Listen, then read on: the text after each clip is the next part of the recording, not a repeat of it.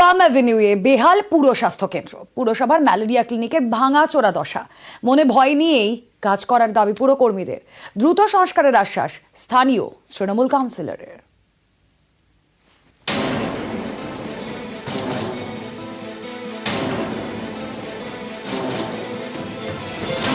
কোথাও পলেস্তারা খসে গেছে, কোথাও প্লাস্টার উঠে বেরিয়ে এসেছে ইটের কঙ্কাল। শ্যাওলার পুরু চাদর ও পরগাছায় ঢেকেছে ঘর। দেখে কে বলবে এটাই পুরসভার স্বাস্থ্যকেন্দ্র, তাও খাস কলকাতার মধ্যে। এ ছবি 65 নম্বর ওয়ার্ড এলাকার পাম এভিনিউয়ের।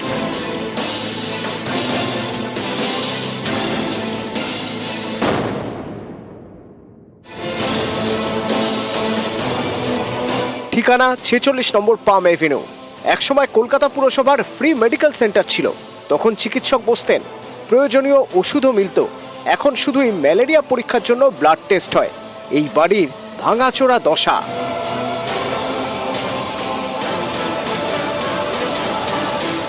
বিপজ্জনক তো অবশ্যই, এটা এখন তো কিছু বুঝতে পারছেন না, মানে জলও পড়ছে, মানে আমরা বুঝতেও পারছি না, অবস্থা খুবই খারাপ। ছোট্ট 10 ফুট বাই 12 ফুটের ঘর। ম্যালেরিয়া রক্ত পরীক্ষার সঙ্গে সঙ্গে এই ক্লিনিক থেকেই ভেক্টর কন্ট্রোলের ফিল্ড কর্মীরা কাজ করেন। ঘরে ঢুকে কাজ করতেই নাকি ভয় লাগে। এটা মাঝে মাঝে ভেঙে ভেঙে পড়তো, ছোট ছোট চাট্টানগুলো ভেঙে ভেঙে পড়তো। এইখানে ওই টুলটা দেখলাম, সকালে এসে দেখলাম টুলটা একটু ভাঙা আছে। তা দেখলাম এত বড় একটা চাট্টান ভেঙে পড়েছে। যে কোনো লোক ইনজোর্ড হয়ে যেতে পারতো, ওইখানে পাশেই ছিল, এবার সামনে। ভয় তো অ্যাকচুয়ালি লাগে। দেখুন, এইটা তো উপরে, তো এইটা যদি পড়ে আমাদের গায়ে তো আমাদের তো ইনজোর্ড হবে না, আমাদের তো ভয় লাগবে সেটাই। হ্যাঁ, পড়েছে অনেকবার। আমরা চাইছি এটাকে ভালোভাবে রিপেয়ারিং হয়ে যায়, যাতে আমরা সুস্থভাবে মানে কাজ করতে পারি। যেরকম সুস্থভাবে বাড়ি থেকে আসি এদিকে অফিস থেকে বাড়িতে সুস্থভাবে যাই আমরা। এখন শুধু রিপেয়ারিং করে দেব, তারপর আমরা ওটাকে চেষ্টা হচ্ছে পুরো ভেঙে আর একটু বড় করে, কিন্তু জায়গার অভাব বলে ইঞ্জিনিয়ারদের নাম কথা বলেছি, যাতে কোনোভাবে যদি একটু দোতলা হোক করে ওটা একটু বাড়ানো যায়। সংস্কারের আশ্বাস দিয়েছেন কাউন্সিলর। কবে সংস্কার হবে সেই প্রতীক্ষায় পুরো স্বাস্থ্যকেন্দ্রের স্বাস্থ্যকর্মীরা। ক্যামেরায় বিপুলের সঙ্গে বিশ্বজিৎ, নিউজ 18 বাংলা। রাজ্যে আরও কর্মসংস্থানের সুযোগ। রাজারহাটে গড়ে উঠেছে Kolkata development centre of Infosys. বুধবার ইনফোসিসের এই নতুন ক্যাম্পাসের উদ্বোধন করবেন মুখ্যমন্ত্রী মমতা বন্দ্যোপাধ্যায়। সংস্থার দাবি, নতুন করে কর্মসংস্থান যেমন হবে, তেমনি ভিন রাজ্যে ইনফোসিসে কর্মরত এ রাজ্যের যুবক যুবতীরা ফিরে আসার সুযোগ পাবে।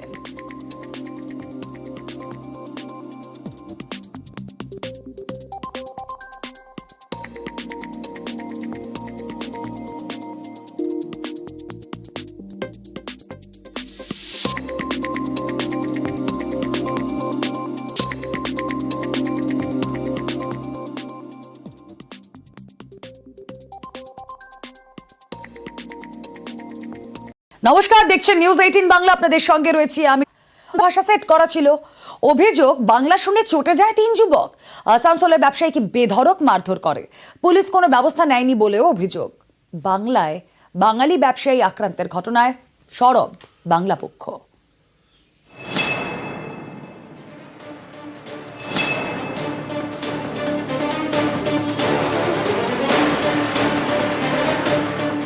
পশ্চিম বর্ধমানের আসানসোল, এখানকার রূপনারায়ণপুরে ব্যবসায়ী অনুপ মাঝি। অভিযোগ, বাংলা ভাষার জন্য আক্রান্ত হয়েছেন এই বাঙালি ব্যবসায়ী। এ নিয়ে আসানসোলের রূপনারায়ণপুরে জোর শোরগোল। ঘটনার সূত্রপাত গত রবিবার রাতে। অনুপ মাঝির দোকানে পেমেন্ট অ্যাপে সিগারেটের দাম মেটায় 3 অবাঙালি যুবক। পেমেন্ট অ্যাপের অডিওতে বাংলা ভাষা সেট করা ছিল। অভিযোগ, বাংলা অডিও শুনে চটে যায় 3 অবাঙালি যুবক। ব্যবসায়ীকে গালি দেয় বলে অভিযোগ। আশপাশের ব্যবসায়ীদের তৎপরতায় সে যাত্রায় রক্ষা পান বাঙালি ব্যবসায়ী। অভিযোগ, বেশ কিছুক্ষণ পর সেই অবাঙালি যুবকরা এসে ফের হামলা চালায়, অনুপ মাঝিকে মারধর করে, চোয়াল ফাটিয়ে দেয়। 6 টাকা সিগারেট নিল, দিয়ে বললো যে ফোনপে করলো। ফোনপে করার পরেও আমার এটা বাংলাতে করা আছে, অনুবাদ করা আছে। তো বলছে বাংলা মে বাতিয়ারা। তো আমি এই কথাটা শুধু বলে, এই কে বলো রে, গালি কাই দে রা। ও সাইড দিয়ে পিছন দিয়ে এসে মারলো। দোকানে যখন তালা লাগাচ্ছি, কজন ছিল? 3 জন ছিল। একদম এটা ঠিক না, এটা ঠিক না। কেন্দ্রীয় সরকার বাংলা ভাষাকে কালচারাল ল্যাঙ্গুয়েজের মর্যাদা দিচ্ছে। সে বাংলা ভাষায় কথা বলার জন্য, সে বাংলা ভাষায় মেসেজ আসার জন্য কাউকে মারধর করবে, এটা হতে পারে না, মেনে নেওয়া যায় না। একদিকে তাদের বিরুদ্ধে আইনত ব্যবস্থা নিতে হবে। আমি নিজেই যখন আসানসোলে মেয়র ছিলাম, আমরা অফিসিয়ালি আমরা সিদ্ধান্ত নিয়েছিলাম যে আসানসোলের সমস্ত যে ব্যবসায়িক প্রতিষ্ঠান, তাদের যে সাইনেজ থাকে, সাইন বোর্ড থাকে, সেখানে বাংলা বাধ্যতামূলক করতে হবে। রবিবার রাতে আক্রান্ত ব্যবসায়ী, সেই ঘটনার দিন দুই পরেও কেউ গ্রেপ্তার হয়নি। পুলিশের বিরুদ্ধে গাফিলতির অভিযোগ, এ নিয়ে আসরে বাংলা পক্ষ। মঙ্গলবার রূপনারায়ণপুর ফাঁড়ির সামনে বিক্ষোভ দেখানো হয়। তাঁদের প্রশ্ন, বাংলার মাটিতে বাংলা ভাষার জন্য কেন বাঙালি ব্যবসায়ীকে আক্রান্ত হতে হবে? অভিযুক্ত যুবক তো অনলাইনে পেমেন্ট করেছিল, তাহলে ফোন নাম্বারের সূত্র ধরে কেন হামলাকারীদের ধরতে পারছে না পুলিশ? প্রথম কথা, এটা হচ্ছে কোনো প্রথম ঘটনাও নয় এবং এটা বিচ্ছিন্ন কোনো ঘটনাও নয়। পশ্চিম বর্ধমান জুড়ে সেখানে বাঙালিকে কাজে নেওয়া হয় না, সেখানে এত বড় মাইনিং ইন্ডাস্ট্রি আছে, এটাও একখানা জাতি বিদ্বেষ। এবং এটা কিন্তু শুধু পশ্চিম বর্ধমানের ঘটনা নয়। বাংলার যে রাজনৈতিক দলগুলো, শাসক দল হোক, বিরোধী দলগুলো হোক, তারা কি করছে? তারা কি এদের শুধু তোষণ করে, এই বহিরাগত তোষণ করে করে ভোট ব্যাংক বানিয়ে যাবে? শুধু বাঙালি কিন্তু ফুঁসছেন আগে। নিউজ 18 বাংলা।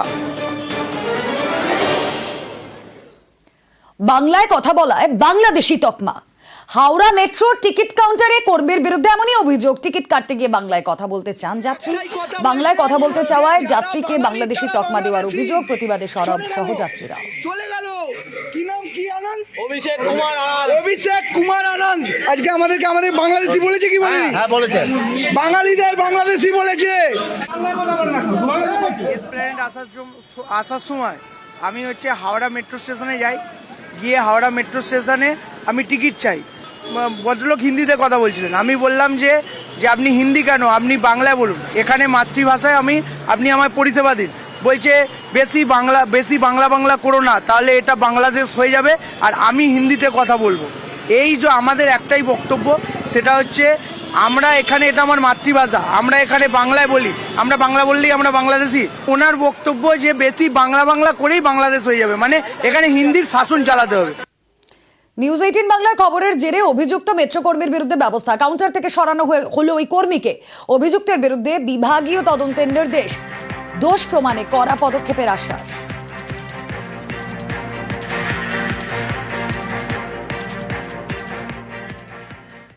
পাসপোর্ট জালিয়াতির কথায় আসি। ত্রিভুজ চক্র সেখানে, সীমান্ত লাগোয়া 2 পরগনা ও নদিয়ায় অবৈধ কারবার, জালিয়াতিতে পাকড়াও পাসপোর্ট কর্মী। অনুপ্রবেশে সাহায্যের অভিযোগে নদিয়ার কৃষ্ণগঞ্জ থেকে ধৃত এক। প্রতিবেশী বাংলাদেশে অশান্তি, সেখান থেকে পালিয়ে আসার চেষ্টা। এই পরিস্থিতিতে ভুয়ো পাসপোর্ট চক্রের মৌচাকে ঢিল মারে প্রশাসন। যত সময় এগোচ্ছে, একের পর এক চাঞ্চল্যকর তথ্য আসছে তদন্তকারীদের হাতে, বাড়ছে ধরপাকড়ের সংখ্যাও। পাসপোর্ট জালিয়াতিতে ত্রিভুজ চক্র, 24 পরগনা ও নদিয়ায় চক্রের জাল। ভুয়ো পাসপোর্ট চক্রে একের পর এক গ্রেফতারি, পাসপোর্ট কর্মীও পাকড়াও। সোমবার বসিরহাট পাসপোর্ট সেবা কেন্দ্রের অস্থায়ী কর্মীকে গ্রেফতার করা হয়। ধৃতের নাম তারকনাথ সেন। পুলিশের দাবি, তারকনাথের মাধ্যমে জাল নথি দিয়ে পাসপোর্ট তৈরি করাতেন সমরেশ বিশ্বাস।